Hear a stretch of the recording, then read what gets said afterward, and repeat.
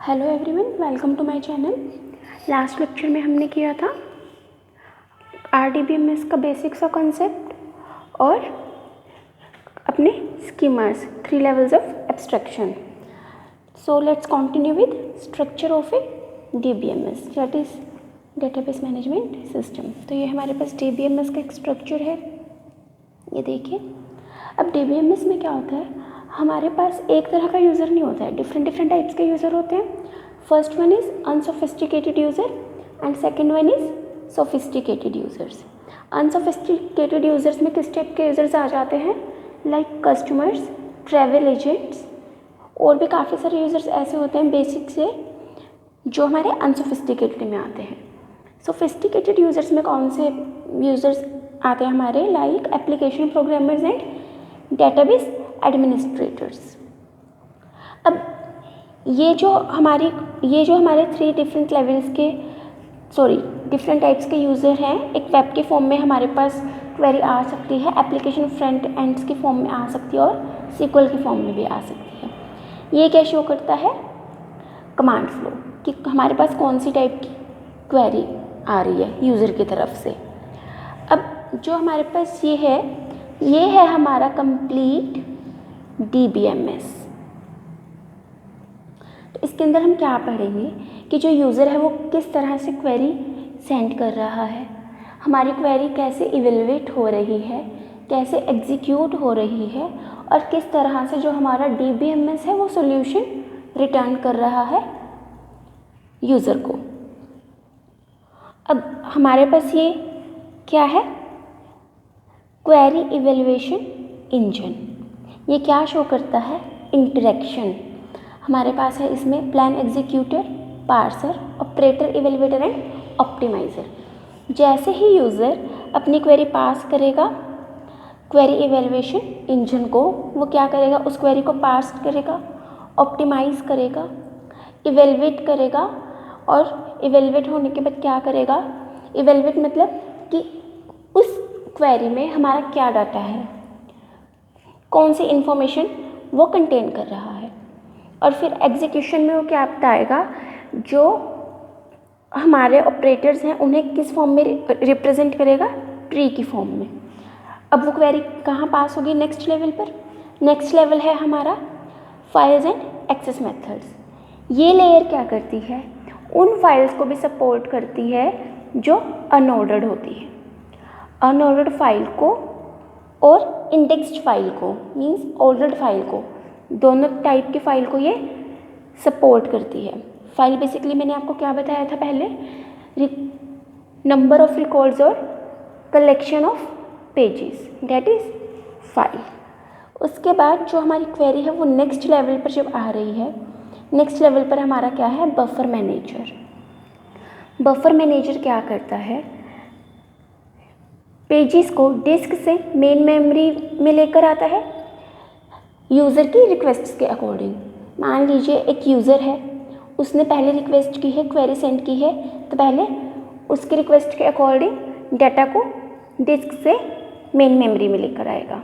ये काम कौन करता है, बफर मैनेजर। अब बफर मैनेजर के बाद कौन सी हमारी लेयर आती है, डिस्क स्पेस मैनेजर। ये सबसे लोएस्ट लेयर है हमारी DBMS की। ये क्या करेगी, डिस्क में जो भी हमारा डाटा स्टोर है उसका स्पेस मैनेज करेगी, कितने स्पेस में कौन सा डाटा है। स्पेस को एम्प्टी भी रखता है, डुप्लीकेट फाइल्स नहीं आने देता है।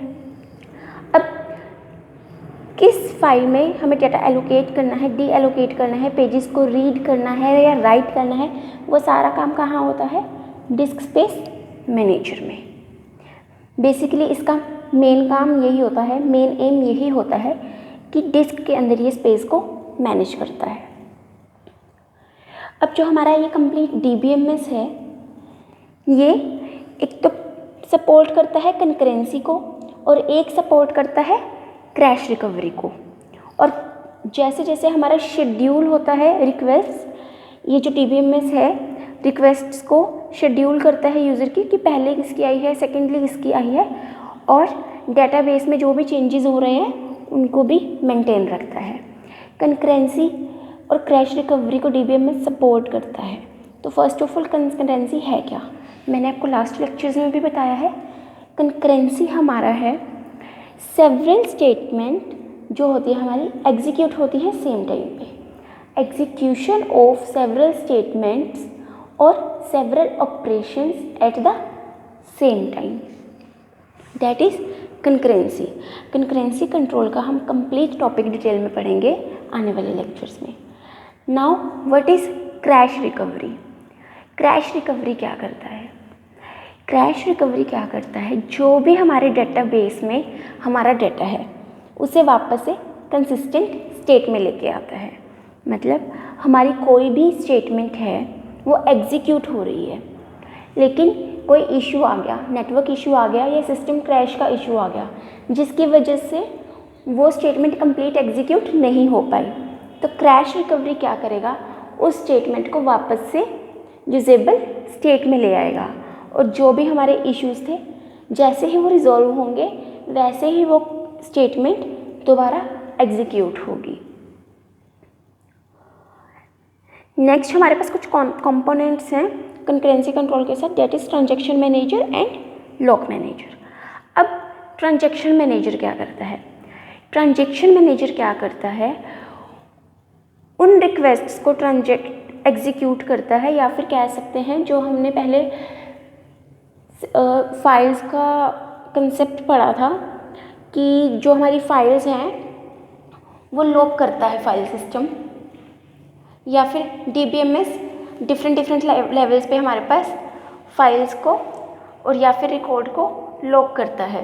कंकरेंसी में हमने ये कॉन्सेप्ट पढ़ा था।